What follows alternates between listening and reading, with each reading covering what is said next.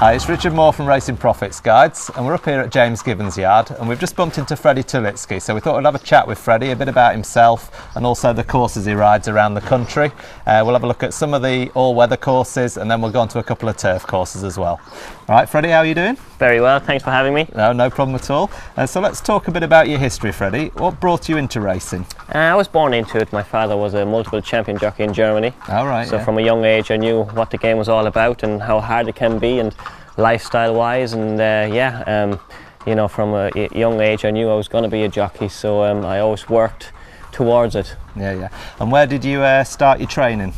Started training in Ireland with Dermot Weld. I spent 3 years there, served a couple of years of my apprenticeship with him, but I also done my school at the same time.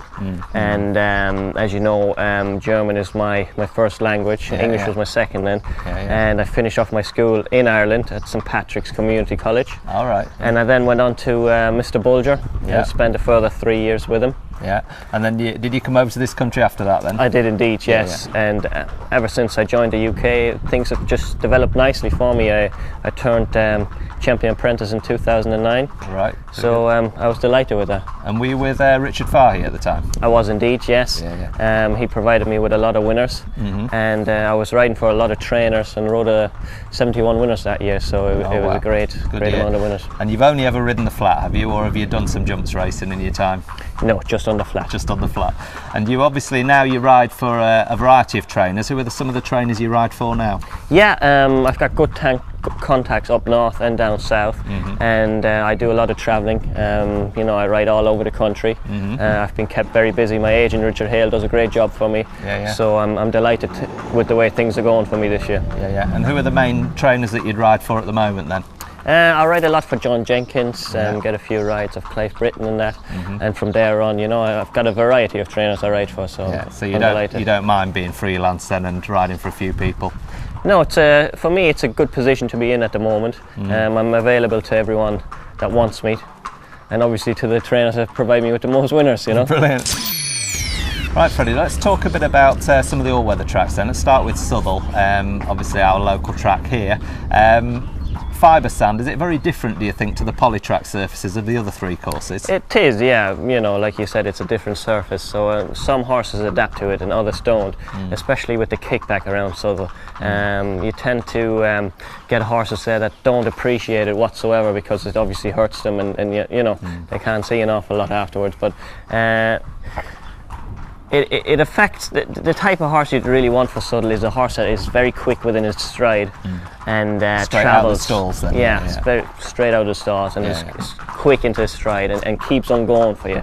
So usually there's not many hard luck stories around Southwell. The fittest horse wins. And that's the depth of the sand, because that varies really with the weather conditions as well, does it? Do you find it rides quicker in the wet? It does, indeed, yes. I mean, the more rain it goes on it, you know, obviously the tighter the sand gets, so the quicker it gets. But usually, you know, it's always a fair track, and the best horse wins on the day. And I know in the summer they do water it, but do you still think it rides a lot deeper, do you, when it gets dried out a bit? Obviously it's not ideal when you have a few dry days, you know, then it needs a lot of watering. But like you said, you know, other days it rides quicker than you know, some other days. So. And the sprint course is the only all-weather to have the straight 5 furlongs, isn't it, in the country? So what do you look for when you're riding a sprint race there? Would you be trying to get, again, positive position straight out the stalls, or do you look for a lower stall position? Are you... To be honest, I'll be looking for a quick horse. A quick horse, yeah. No, look, the straight 5 at Southwell, you have to jump and go. There's not much holding on there. You know, the horses go fast and furious there. So ideally, you'd want to come up the middle of the track. They say, you know, the best ground's in the middle because the tractor keeps on going around it twice with the roller, you know. So are you looking for that sort of strip where the tractor's wheels have been and things like that? You could call it the golden highway, to be honest. You know, if you do get it and if you do hit it right with the horse, then you're pretty much unbeatable, you know. So. And that's the straight 5. Then we've got obviously the 6 and the 7. The 6, you're nearly straight into a bend, are you, when you come out of there? Yeah, that can be quite tricky sometimes, especially when you're drawn high or low. It depends again on how your horse jumps out of the gates. If you're drawn low, low, then you want to be quick on your feet and away. If you're drawn high, you also want to be quick away and to get that good posie. But so you can get across, can you, if you've got a fast enough horse out the stalls? Exactly. If you have a fast enough horse, it'll take you there. It'll take you into the race, and then you travel away nicely. As you know, it's a long sweeping bend. Usually the race is decided as soon as you turn in for home, Yeah, so it's a long, like you say, sweeping left-handed bends at both ends. Do you find them very easy bends to negotiate then? Is it a nice galloping track? Or? To be honest, in my opinion, Southwell is the best all-weather track here in Britain.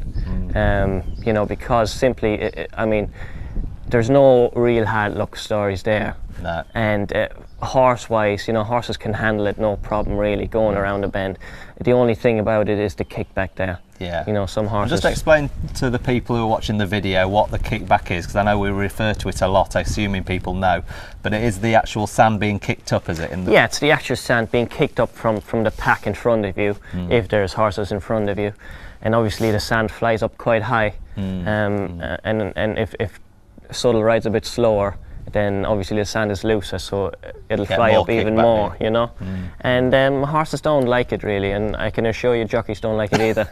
I've seen them come back into it afterwards and they're just covered in it, aren't you? Exactly, yeah. And so do you think that the course is really a horses for courses type course? I mean, I know we all say horses for courses, but I think Southwell is a very particular horse does well there. And is it because of the kickback? Some take to it, some just don't like it. Yeah, I think as a punter, I would say if you follow horses' forms and that, you can see which horses are doing well around there, especially by their breeding and that. And you put one and one together. Usually, the horses that go well around it, they go well all winter. Yeah, yeah. You know what I mean? They'd win 2-3 times till the handicapper grabs hold of them, and then it'll take a while for them to come down again. But that's really how Southwell works for them. And we talk about the breeds there. Do you think US breds, or are you looking for a horse that's out of a certain sire? It's a variety really, Sometimes you think, oh, this horse won't really go on the ground or what have you, because it wants fast ground. But you can have fast ground horses on turf winning at Southwell,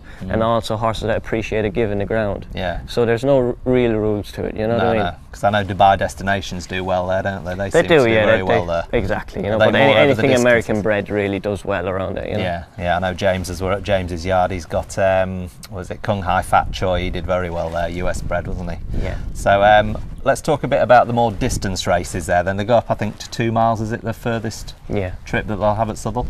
And how would you ride a 2 mile race around Southwell? Again, you don't want to be too far behind the leaders, simply because you just go the same speed the whole way around on a horse that stays the trip. And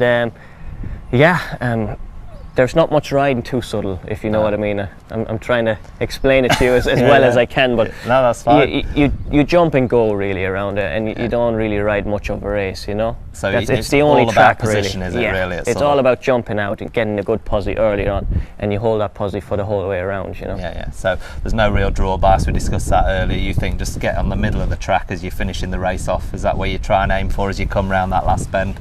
Yeah, I mean, if you follow the good jockeys, Ryan Moore's been there this year, and all the other big lads go there, because they have to, and everyone comes up the middle, so I suppose they're doing something right. Yeah, they must be.